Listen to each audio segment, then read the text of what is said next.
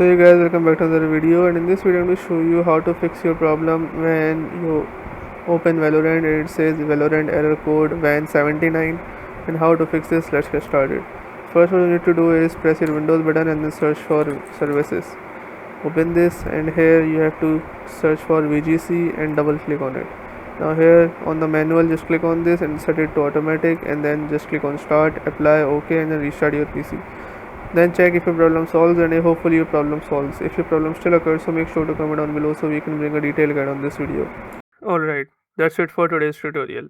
I really hope this video helped you solve your problem or learn something new about your PC. My goal on this channel is to make everything about computers simple and easy, whether it's fixing errors, downloading software or any game, boosting performance of any Windows or any game, or understanding new tool. If this video was helpful in any way, don't forget to hit the like button because it really motivates me to keep bringing you more useful content.